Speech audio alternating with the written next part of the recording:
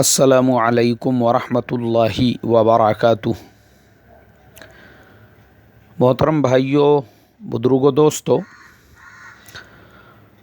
ये हमारा इस्लाह मुआशरा का 665वां सबक है। मोहतरम बुजुर्गों, रमज़ानुल मुबारक के मुबारक महीने को शुरू होने में अब सिर्फ़ चंद दिन बाकी रह गए हैं। रमज़ान के फ़ज़ाइल, रोज़े के फ़ज़ाइल, तरावीह की फ़जीलत, उसके अलावा रमज़ान के महीने में कुरान मजीद की तिलावत के क्या फ़ज़ाइल है, मैं समझता हूँ हमारे मसाजिद में ऑलरेडी शुरू हो चुके हैं और रोज़ाना हम लोग सुन रहे हैं। जुमा में भी रमज़ान के फ़ज़ाइल उसकी इब्तिदा हो चुकी है। लेकिन आज मेरे मोहतरम बुजुर्गों, रमज़ान के महीने में गम गुसारी, लोगों के साथ इकराम, हमदर्दी का जो मुआमला है, उसके ताल्लुक़ से मैं थोड़ी सी रोशनी डालना ज़रूरी समझता हूँ। आजकल क्या हो चुका है हमारे मुसलमान समाज के अंदर, हम लोग हमदर्दी, गम गुसारी, लेन देन उन्हीं घरों के अंदर करते हैं जिन घरों से हमारे घरों में कुछ आता है, या फिर जो लोग हमारे अपने बराबरी के हैं, या अपने दोस्ताने के हैं, या अपने रिश्तेदार हैं, या अपनी जान पहचान वाले हैं। इसके अलावा मोहतरम बुजुर्गों, बाज़ औक़ात ऐसा होता है कि हम लोग जिस बिल्डिंग में रहते हैं, जिस सोसाइटी में रहते हैं, जिस महल्ले में, जिस बस्ती में रहते हैं, हमारे पड़ोस में एक गरीब मुसलमान है, हमारे महल्ले में गुरबा के 8-10 मकानात है, वो लोग हमारी हमदर्दी से, हमारी गम गुसारी से महरूम रहते हैं और 8 किलोमीटर, 10 किलोमीटर या दूसरे महल्ले में या दूसरे बस्ती में हमारा कोई मालदार दोस्त है, हमारा कोई रिश्तेदार, हमारा कोई जान पहचान वाला है, तो उसके घर पर हम अपने घर से बराबर पूरे एहतमाम के साथ में जो भी बनाएंगे वो भेजते हैं। तो ये जो तरीक़ाकार है मोहतरम बुजुर्गों, मैं इसको इंतहाई हल्केपन की निशानी समझता हूँ कि आपके पड़ोस में एक गरीब मुसलमान है, वो आपसे महरूम, और दूर दूर आप जो है सिर्फ़ नामवरी के लिए, दोस्तों में नामवरी के लिए, रिश्तेदारों में नामवरी के लिए, जान पहचान वालों में नामवरी के लिए कि आप कितने बड़े सखी हातिम ताई बन के बैठे हुए हैं और आपके पड़ोस के गुराबा आपसे महरूम है। तो ऐसा मत करो, और ये भी मत सोचो कि हम फ़लाने मसलक के, पड़ोस में रहने वाला फ़लाने मसलक का है, उसके घर पे क्यों भेजने का, फ़लाना अपने ख़यालात का नहीं है, उसके घर पे क्यों भेजने का। तो ये यहूदियत है। मैं हमेशा बोलता हूँ, ये मुझे जो है ना, ये मसलकों की, फ़िरक़ों की, इलाक़ों की और बिरादरी की बात करने वाले ये यहूदी लगते हैं बस, इसलिए कि हम लोगों ने अभी तक शरीयत के मिजाज को समझा ही नहीं। अल्लाह के प्यारे हबीब सल्लल्लाहु अलैहि वसल्लम ने अलल ऐलान फरमाया कि मैं ये बिरादरी, ये ख़ानदान, ये इलाक़ाइयत, ये मसलकी जो ज़हनियत है, उसको ख़त्म करने के लिए आया हूँ, तासुब परस्ती को। और कुरान में फरमाया,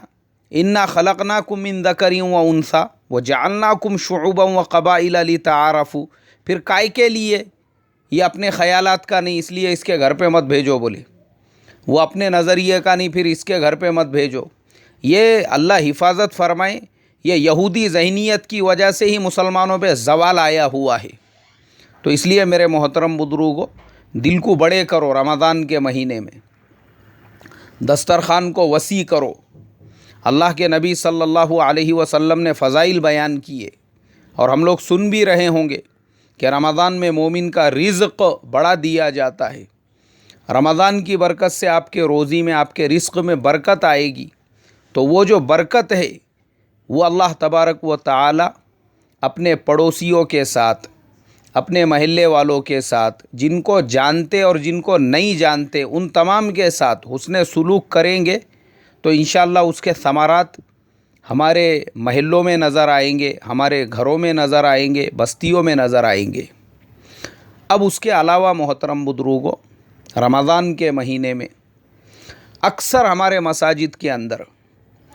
हम लोग बाज़ जगह पर 10 दिन वाली तरावीह का एहतमाम करते हैं, बाज़ जगह पर पूरे पूरे महीने तरावी होती है। अब तरावी के अलग अलग तरतीबें, अलग अलग तरीक़े होते हैं। कहीं पर مساجد میں اگر جگہ نہ ہو، لوگ اپنی سوسائٹی کے اندر، لوگ اپنے کارخانے میں، لوگ اپنے کمپنی میں الگ الگ جگہوں پر تراویح کا اہتمام کرتے ہیں۔ تراویح کے لیے اکثر حفاظ کو بلایا جاتا ہے، اور وہ جو حفاظ ہوتے ہیں جن کو آپ بلا رہے ہیں، اب ان کی خدمت کرنا،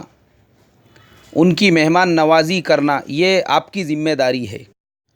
اللہ ہماری قوم کے اوپر رحم فرمائے۔ میں نے دیکھا ہوں میری آنکھوں سے، لوگ جوش میں فلانے علاقے سے حافظ صاحب کو بلانا ہے اور قاری صاحب کو بلانا ہے، ان کو بلا تو لیتے ہیں، اور اس کے بعد نہ ان کے سحر کا برابر سے انتظام کرتے ہیں، نہ ان کے افطار کا برابر سے انتظام کرتے ہیں، نہ ان کے کھانے کا انتظام کرتے ہیں۔ یہ اپنے گھروں پہ بیٹھ کر ماشاء اللہ اپنی فیملی میں، اپنے خاندان میں بہترین طریقے سے افطار بھی کر رہے ہیں، سحر بھی کر رہے ہیں، اور وہ حافظ صاحب جن کو آپ نے تراویح کے لیے اپنے یہاں پر مہمان بنا کر بلایا ہے، نہ ان کے سحر کا کوئی نظم اور نہ ہی ان کے افطار کا کوئی نظم، تو یہ میرے محترم بزرگوں ایک دم نیچ پنے کی نشانی ہے۔ تو ایسی حرکتیں بھی مت کرو۔ تکلیف ہوتی ہے جب کہیں کا سفر ہوتا ہے اور کسی حافظ صاحب سے یہ جب پوچھنے اور بات کرنے کا موقع ملتا ہے، بھئی آپ کے سحر کا کیا نظم ہے، آپ کے افطار کا کیا نظم ہے، جب وہ بتاتے ہیں کہ کوئی نظم نہیں ہے، جس کے دل میں جو آیا وہ لے کے آ رہا ہے، باقی ترتیب کچھ بھی نہیں ہے، کوئی بھی ترتیب سے کام نہیں ہو رہا ہے، تو محترم بزرگوں افسوس ہوتا ہے، افسوس۔ ان کی قدر کرو، جن حفاظ کو، جن علماء کو آپ اپنے بستیوں میں، اپنے محلوں میں تراویح کے لیے بلا رہے ہو، اللہ کے واسطے ان کی قدر کرو، ان کے رہنے کا، ان کے کھانے کا نظم کرو، اور یہ غلط فہمی میں مت رہنا کہ یہ حافظ صاحب ہمارے یہاں پہ تراویح سنانے کے لیے آئے ہیں تو شاید ہم لوگوں سے کچھ امید لگا کر، شاید یہ بیچارے محتاج ہے، مسکین ہے، اسی لیے ہمارے یہاں پہ تراویح سنانے کے لیے آئے ہیں تاکہ ہم تراویح کے بعد میں ان کی کچھ امداد کر دیں، ان کا کچھ تعاون کر دیں۔ یہ غلط فہمی میں مت رہنا کبھی بھی۔ میں آپ کو بتاتا ہوں، میرا اپنا ایک ساتھی، ہم لوگ گجرات میں ساتھ میں پڑھتے تھے، ایک چھوٹے سے گاؤں میں، ایک چھوٹے سے دیہات میں، بولے یار مجھے پورا قرآن پاک سنانے کا ہے، اس لیے کہ گجرات میں مساجد کے اندر پہلی صف میں ہی پورے حفاظ ہوتے ہیں، بڑے مشکل سے نمبر لگتا ہے۔ اب یہ تو نیا نیا فارغ تھا، لیکن جوش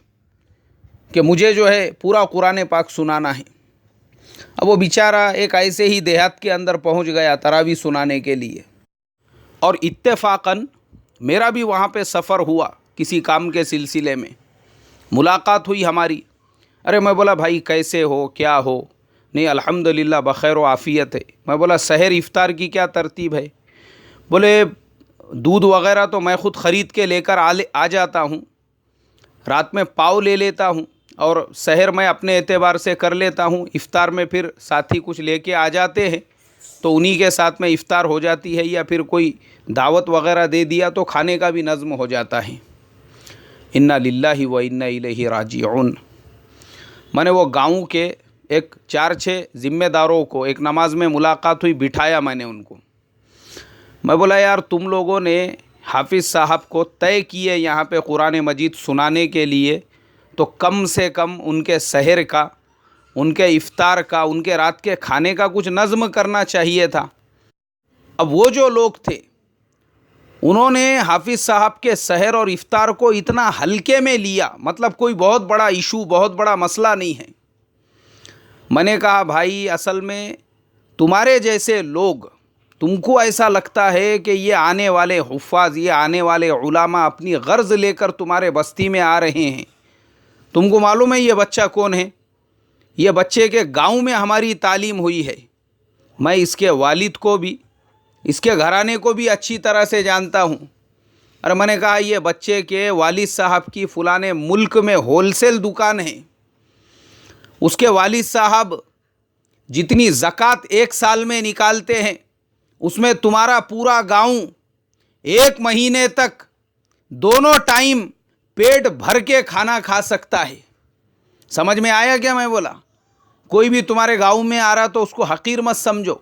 ان کے 1 سال کی جو زکوٰۃ ہے اس میں تمہارا پورا گاؤں 2 ٹائم پیٹ بھر کے کھانا کھا سکتا ہے،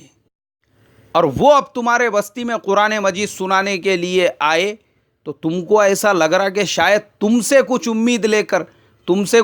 لے کر نہیں آئے۔ میں بولا تو تھوڑی قدر کرو یہ حفاظ کی، یہ علماء کی جو تمہارے بستیوں میں تراویح سنانے کے لیے آ رہے ہیں۔ اس کے بعد ان کے میری بات سمجھ میں آئی۔ تو اس لیے محترم بزرگوں، یہ تراویح سنانے کے لیے جن حفاظ کو، جن علماء کو ہم طے کرتے ہیں، تھوڑا سا ان کے کھانے کا، ان کے رہنے کا، ان کی ضروریات کا ہم پورا انتظام کریں، اور اسی طریقے سے اس مبارک مہینے میں سفرہ کا بھی ایک سلسلہ چلتا ہے۔ اب ہمارے مساجد کے اندر اکثر جگہوں پہ میں نے دیکھا ہوں کہ سفرہ کو قیام کرنے نہیں دیا جاتا۔ اکثر جگہوں پر ترتیب یہ ہوتی ہے، ارے بھائی مرکز میں چلے جاؤ بولے آرام کرنے کے لیے، فلاں مسجد میں چلے جاؤ آرام کرنے کے لیے، وہاں سفرہ کا انتظام ہوتا ہے۔ اچھا، آپ کے مسجد میں کیوں نہیں ہوتا ہے؟ یہ سفرہ چور ہے، یہ ڈاکو ہے،